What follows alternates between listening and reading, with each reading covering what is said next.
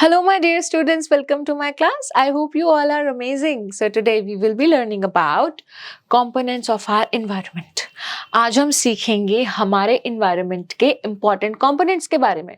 तो सबसे पहले ये जानते हैं कि components क्या होते हैं. कुछ ऐसे features जो हमारी मदद करते हैं अर्थ पे रहने में. ठीक है. So let's get started. The earth has some special features that make life possible here. है ना. जो अर्थ है, अर्थ के पास कुछ ऐसे स्पेशल फीचर्स हैं जो यहाँ पर लाइफ को पॉसिबल बनाते हैं. Everything that surrounds us is called environment. हमारे आसपास जो भी चीजें हमारे प्रेजेंट में रहती हैं, हमारे आसपास रहती हैं, उनको हम बोलते हैं environment. Therefore, it is called a unique planet. इसलिए अर्थ को जो है एक यूनिक प्लैनेट कहा गया है. क्यों? क्योंकि अर्थ के पास एनवायरनमेंट है, अर्थ के पास लाइफ है. ठीक है. यहाँ पर लोग जो हैं वो बर्थ लेते हैं और ऑक्सीजन लेकर जो है ग्रो करते हैं. ठीक है. The environment is made up of all the living and non-living things on the earth. हमारा जो environment है उसमें living and non-living दोनों चीजें present होती हैं. The environment consists of 4 spheres. जो environment है उसके पास 4 spheres होते हैं. सबसे पहला कौन सा है? लिथोस्फेयर, फिर हाइड्रोस्फेयर, फिर एटमॉस्फेयर एंड फिर बायोस्फेयर. ठीक है. ये 4 स्फेयर्स होते हैं. आज हम इन 4 स्फेयर्स के बारे में और डिटेल में जानते हैं. Okay. Lithosphere. The outermost solid layer of the earth is called lithosphere. है ना. लिथोस्फेयर क्या होती है बच्चे? जो सबसे बाहर की जो परत होती है अर्थ की उसको हम लिथोस्फेयर कहते हैं और ये सबसे ज्यादा सॉलिड होती है. It consists of land mass of continents and floor of the oceans. इसके पास क्या होता है? कॉन्टिनेंट्स इसके ऊपर होते हैं और ओशन होता है. It is made up of solid rocks and soil. ये जो हमारा लिथोस्फेयर है ये किससे बना होता है? रॉक्स और सॉइल से. It is also called the crust. इसका दूसरा नाम क्या है? Crust. It is the thinnest layer of the earth. है ना. जो लिथोस्फेयर है ना वो सबसे पतली लेयर है पूरे अर्थ की. It has a layer of soil which is suitable for growing crops. जो लिथोस्फेयर है ना इसके पास क्या है? सॉइल है. जो सॉइल मदद करती है एग्रीकल्चर करने में, क्रॉप्स उगाने में. All natural resources of the earth like oil, gas and minerals are found in the lithosphere which make it so important. है ना. जो lithosphere है उसमें ना बहुत important resources मिलते हैं जैसे कि natural resources, oil, gas, minerals ये सब पाए जाते हैं जो इसको बहुत ज़्यादा important बनाते हैं. Below the crust are 2 more layers namely mantle and core. है ना. इस क्रस्ट के नीचे जो है 2 और लेयर्स पाई जाती हैं जिनका नाम क्या है? Mental and core. The mental is the middle layer and consists of molten rocks called magma. ये जो मेंटल लेयर है इसके पास क्या है? इसके ये तक तो मिडिल लेयर है और इसके पास मोल्टन रॉक्स है, पिघली हुई रॉक्स हैं जिनको हम मैग्मा कहते हैं. This layer is available below the continents and under the ocean. ये जो मैग्मा है, ये जो सेकेंड लेयर है, ये कहाँ पर पाई जाती है? कॉन्टिनेंट्स के नीचे, ओशंस के नीचे. ठीक है. As we go deeper into the earth, it gets hotter and hotter and the pressure increases. जितना जितना हम अर्थ के नीचे, अर्थ के अंदर जाते रहते हैं उतनी ही गर्मी जो है अर्थ के अंदर वो बढ़ जाती है, उतना ही टेम्परेचर ज़्यादा हो जाता है. ठीक है. There are 2 parts of earth, outer core and inner core. अर्थ के 2 पार्ट्स हैं, आउटर कोर बाहर वाला एरिया अर्थ का और इनर कोर अंदर वाला area. The outer core is liquid and inner core is solid. जो आउटर कोर होता है ना बाहर वाला एरिया वो सारा लिक्विड है और जो इनर कोर है वो सारा सॉलिड है. ठीक है. ये तो था हमारा लिथोस्फेयर. अब हम जानेंगे हाइड्रोस्फेयर के बारे में. The sphere of water is called hydrosphere. आप सब जानते हैं कि हाइड्रो से रिलेट करते हैं हम वाटर को. It includes all the water on the earth's surface. Hydrosphere में क्या हम कैलकुलेट करते हैं? सारा जितना भी पानी है वो सारा हाइड्रोस्फेयर में आता है. The oceans, streams, lakes, groundwaters as well as the frozen water in glaciers on mountains and in the Arctic and Antarctic ice sheets. है ना. जितना भी पानी है चाहे वो ओशन हो, फिर स्ट्रीम्स हो, फिर लेक्स हो, ठीक है, ग्राउंड वाटर, जमा हुआ सारा पानी जो माउंटेन्स पे है, और जो भी जमा हुआ जो भी आइस है जो आर्कटिक और एंटार्कटिक हमारे उसमें मिलेगी, कॉन्टिनेंट्स में मिलेंगी, वो सारा का सारा पानी हाइड्रोस्फीयर में आता है। 70% of the earth surface is covered with water. हम सब जानते हैं कि जो 71% जो अर्थ है वो पानी से कवर्ड है। About 97.5% of Earth's water is in the ocean, which is salty. लेकिन आप देखो कितनी सैड बात है कि इतना सारा पानी होने के बावजूद उसका जो 97.5% जो पानी है ना हमारी अर्थ का टोटल, वो ओशन में पाया जाता है और वो सॉल्टी है, मतलब खारा पानी है जिसको हम यूज नहीं कर सकते। Alright. Let's do the knowledge vault. The living components of atmosphere are called biotic factors, है ना। जितने भी living components होते हैं हमारे एटमॉस्फेयर के, उनको हम बायोटिक फैक्टर्स बोलते हैं, और जितने भी नॉन लिविंग components होते हैं उनको हम अबायोटिक फैक्टर्स बोलते हैं। नेक्स्ट क्या है? The remaining 2.5% is fresh water, of which around 70% is frozen in glacier and ice caps. अब देखो यहाँ पर भी एक सैड बात ये है कि 97.5% तो सॉल्ट वाटर है, बचा क्या? 2.5%। उसमें से भी जो 70% है ना, 2.5% का जो 70% वाटर है वो जमा हुआ है, ठीक है, वो ग्लेशियर्स में और आइस शीट्स में है, लिक्विड फॉर्म में नहीं है। Due to evaporation, condensation and precipitation, water on earth is constantly moving. But ये जो प्रोसेस है नेचुरल फिनोमेना, इवेपोरेशन पानी का भाप बन जाना, ठीक है, फिर कंडेंसेशन भाप से वापस जो स्टीम है, स्टीम से वापस वाटर में कन्वर्ट होना, और प्रेसिपिटेशन जो बारिश होती है बेसिकली, ऐसे मान लो, मतलब पानी का, तब आप वाटर वेपर समझ लो, ठीक है, प्रेसिपिटेट, वो सब जो है अवेलेबल होना, ये कॉन्स्टेंटली क्या हो रहा है, इन प्रोसेस की वजह से ये मूव हो रहा है, ठीक है। Due to evaporation, condensation and precipitation, water on earth is constantly moving. बारिश होने की वजह से, और फिर बारिश से वापस जो है भाप बन जाती है, स्टीम बन जाती है, ठीक है, क्लाउड बन जाते हैं, फिर क्लाउड वापस बारिश बन जाते हैं। इन प्रोसेस की वजह से जो पानी अर्थ के ऊपर है वो लगातार मूव कर रहा है। The water in seas, rivers and lakes gets heated due to sun's heat, है ना। जो पानी समुद्र में, सीज में, रिवर्स में और लेक्स में है, वो जो है वो सूख रहा है, किसकी वजह से? सन की वजह से वो सूख रहा है, ठीक है, और इस प्रोसेस को हम इवेपोरेशन कहते हैं। The water changes into water vapor. Since water vapor is lighter, it rises up in the sky. The process in which the sun heats up the water in oceans, rivers, lakes and ponds and turn it into vapor or steam is called evaporation, है ना। Evaporation क्या होता है? एक ऐसा process जिसके अंदर जो सन है वो पानी को ड्राई करके वाटर वेपर्स में बना देता है, और जिससे क्या फॉर्म होता है? क्लाउड फॉर्म हो जाता है। इस प्रोसेस को हम इवेपोरेशन कहते हैं। Water vapour in the air cools down and changes back into drops of water forming clouds. मतलब जब जो सन है वो वाटर को क्या कर देता है? सुखा देता है, और ये भाप में, स्टीम में कन्वर्ट हो जाता है, ठीक है। इस प्रोसेस को हम इवेपोरेशन कहते हैं। तो water vapour in the air cools down, फिर ये जो वाटर वेपर होती है ना, ये हवा में चली जाती हैं, हवा में जाने की वजह से ये ठंडी हो जाती है, ठीक है, and changes back into drops of water, और ये वापस जो है पानी में बदल जाती हैं, स्टीम से वाटर में बदल जाती हैं, फॉर्मिंग क्लाउड्स, और क्या बना देती हैं? क्लाउड्स बना देती हैं, ठीक है। This is known as condensation.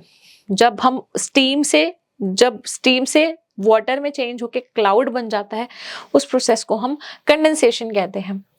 Many tiny drops of water join to form larger clouds, है ना। अब क्या करते हैं, जो छोटी छोटी बूंदें होती हैं ये मिलके एक बहुत बड़ा बादल बना देती हैं। When clouds become heavy and cannot hold any more water, they fall on the ground as rain. और फिर जब जो बादल होते हैं, जब वो हैवी हो जाते हैं, भारी हो जाते हैं, तब क्या होता है? वो बरसने लग जाते हैं, ठीक है। और दिस इज कॉल्ड प्रेसिपिटेशन। इस प्रोसेस को हम कहते हैं precipitation. The rain water flows back into sea, ocean, rivers and ponds and lakes. फिर क्या होता है? ये जो रेन वाटर होता है जो गिरता है वो वापस से रिवर्स में चला जाता है, ओशन में, सीज में, सब में वापस चला जाता है। The sun again heats up this water and it goes up again to form clouds. फिर दोबारा ये साइकिल होती है, फिर दोबारा से जब नीचे से पानी फिर गर्म होना शुरू हो जाता है, वापस स्काई में जाता है, स्काई में जाके वेपर्स बन जाता है, ठीक है। वेपर्स बनने के बाद फिर दोबारा जब ठंडा हो जाता है तो ड्रॉप्स में कन्वर्ट हो जाता है, कंडेंसेशन, और फिर हैवी होने की वजह से बारिश हो जाती है, प्रेसिपिटेशन। दस the water cycle goes on and on, है ना। और इस तरीके से जो साइकिल है, पानी ऊपर गया, फिर ऐसे चेंज हुआ, फिर वापस नीचे आया, फिर ऊपर गया, तो एक तरीके से साइकिल बन गई। तो इसको हम कहते हैं बेटा water cycle. Water is essential for life. जो पानी है वो लाइफ के लिए, हमारी लाइफ के लिए बहुत जरूरी है। Marine life which exists in the sea provides us with food, है ना। जो मेरीन लाइफ है ना वो हमें जो समुद्र में रहती है, सी में रहती है, वो हमें खाना देती है। The climate of a particular place is influenced by ocean currents. जो भी क्लाइमेट है हमारे आसपास का, जो भी टेम्परेचर है, वो सब किससे चेंज होता है? ओशन करंट से चेंज होता है, ठीक है। अब हम पढ़ते हैं थर्ड पेयर के बारे में, जो कि है atmosphere. The blanket of air that surrounds the earth is called atmosphere, है ना।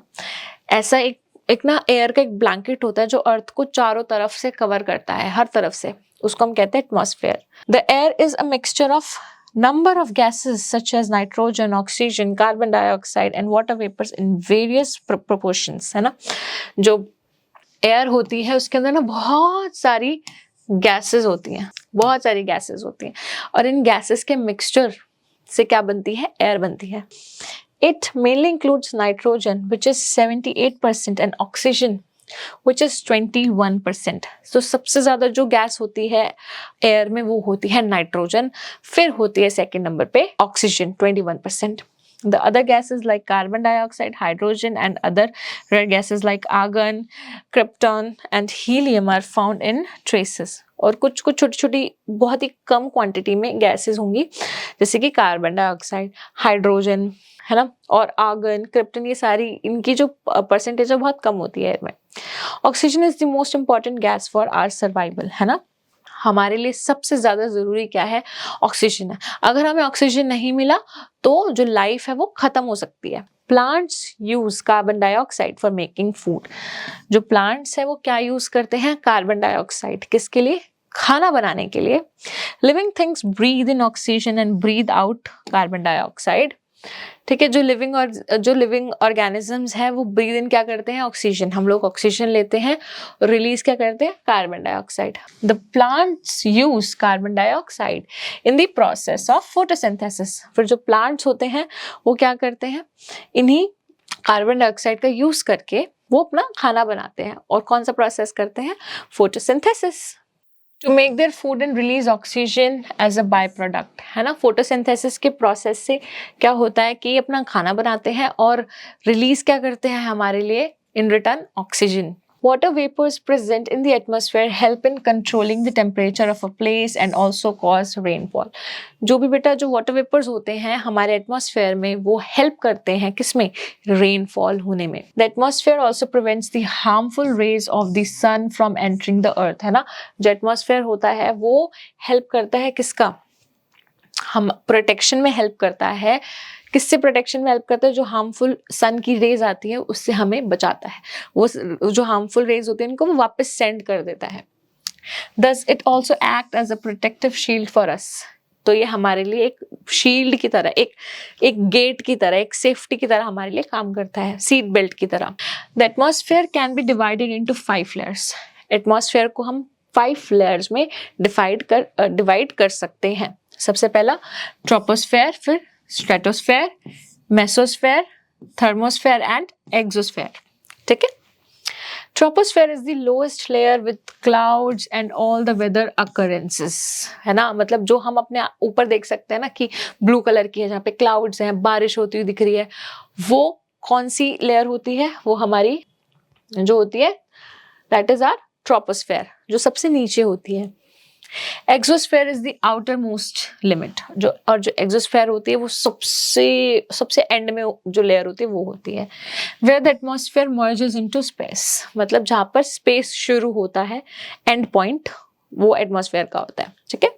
The radiation from the sun consists of very intense ultraviolet rays, है ना. Ultraviolet rays जो होती हैं वो निकलती हैं किससे? The radiation from the sun consists of very intense ultraviolet rays, है ना. Ultraviolet rays जो होती है, UV rays आपने बहुत सुना होगा, UV rays, है ना. ये UV rays जो है वो sun प्रोड्यूस करता है. Such strong rays are harmful for most organisms on the earth. लेकिन ये जो UV rays होती हैं, ultraviolet rays होती हैं, ये हमारे लिए बहुत disastrous, बहुत नुकसानदेह होती है. The ozone layer of the atmosphere blocks a large portion of the ultraviolet rays and bounces them back into space. लेकिन हमारी प्यारी ओजोन लेयर जो है वो क्या करती है, वो इन अल्ट्रावायलेट रेस को क्या करती है, रोक देती है, और रोक कर इन यूवी रेस को वापस भेज देती है सन के पास. ठीक है, तो हमें प्रोटेक्ट कर रही है. नेक्स्ट है biosphere. The area of the earth where living organisms are found is called biosphere, है ना. वो ऐसा एरिया जहां पर लिविंग ऑर्गेनिजम्स रहते हैं, उस एरिया को हम कहते हैं biosphere. As the living organisms cannot live without air, land and water, the biosphere is the area where lithosphere, hydrosphere and atmosphere overlap to provide an environment that supports life. है ना. तो biosphere में कौन रहते हैं? Living organisms. और living organisms को रहने के लिए क्या चाहिए? एयर, वाटर और एटमॉस्फेयर. ठीक है, लैंड, एयर, वाटर, एटमॉस्फेयर, ये सब चाहिए. तो जहां पर हमारा लिथोस्फेयर है, ठीक है, लिथोस्फेयर, लैंड चाहिए होगी. हम पानी में तो नहीं रह सकते ना, we can not live in the sky also, हमें लैंड चाहिए रहने के लिए, तो लिथोस्फेयर होना चाहिए. फिर क्या होना चाहिए? हाइड्रोस्फेयर, पानी हमारे आसपास होना चाहिए. फिर क्या होना चाहिए? एटमॉस्फेयर, एयर, हवा, ऑक्सीजन. जब हमारे पास रहने के लिए लैंड है, खड़े होने के लिए, और हमारे पास पीने के लिए पानी है और ब्रीद इन करने के लिए ऑक्सीजन है, तब हम लोग जिंदा रह सकते हैं. ठीक है. The specific environment of a living organisms in which it exists is called its habitat, है ना. अब जैसे कि ह्यूमन की हैबिटेट क्या है? एक लैंड पर रहना. लेकिन फिश की हैबिटेट क्या है? पानी. बर्ड की हैबिटेट क्या है? एयर. ठीक है, तो एक ऑर्गेनिज्म जिस एरिया में जिंदा रह सकता है वो उसका हैबिटेट कहलाता है. All the living things of a particular area functioning together as a unit with their environment makes an ecosystem. और ये सारे के सारे जो अलग अलग यूनिट्स हैं, ये मिलकर क्या बनाते हैं? इकोसिस्टम बनाते हैं. An ecosystem can be as small as puddle and as big as forest. है ना, कि puddle की तरह की छोटा सा भी हो सकता है इकोसिस्टम, और फॉरेस्ट की तरह बहुत बड़ा भी हो सकता है. The biosphere is a combination of a large number of ecosystems. जो बायोस्फीयर है ना, उसके अंदर बहुत सारे इकोसिस्टम्स पाए जाते हैं. A very small part of the Earth's mass is made up of the biosphere. और जो अर्थ मास का बहुत ही छोटा सा हिस्सा किससे बना होता है? बायोस्फीयर से बना होता है. So you can say biosphere में क्या क्या आ रहा है? हमारा एटमॉस्फेयर, लिथोस्फेयर एंड हाइड्रोस्फेयर, तीनों चीजें आ रही हैं. All right. So as we have read the chapter, now let's do the exercise. Tick the correct option. Environment consists of dash spheres, 4 spheres. Which is the thinnest layer of the earth? Crust. What percent of earth is covered with water? 71. Dash is the most important gas for survival. Oxygen. All natural resources of the earth, such as oil, gas, minerals, are found in dash. Lithosphere. Alright. Fill in the blanks with suitable words given in the brackets. अब आपको right word उठा के लिखना है, ठीक है? Our Earth is a unique planet. The mantle contains of molten rocks. Percentage of oxygen in atmosphere is 21%. Plants use dash in process of photosynthesis. Carbon dioxide. Okay, next is true false. The deepest part of earth is the core. That is true. The air is a mixture of only oxygen and carbon dioxide. This is false. The mantle is the innermost layer of the earth. False. The earth is also called frozen planet. False. Biosphere is a combination of large number of ecosystem. True. All right. Now let's do the match the following. Biosphere, living organism exists. Marine life, life found in seawater. Lithosphere is the surface of Earth. Ultraviolet rays from the sun. All right, my dear students. So these questions and activities you can solve with the help of your parents and teachers. I really hope that you have understood each and everything in this video. Thank you so much for watching this one, and I will be seeing you in my other videos. Till then, take care. Bye-bye.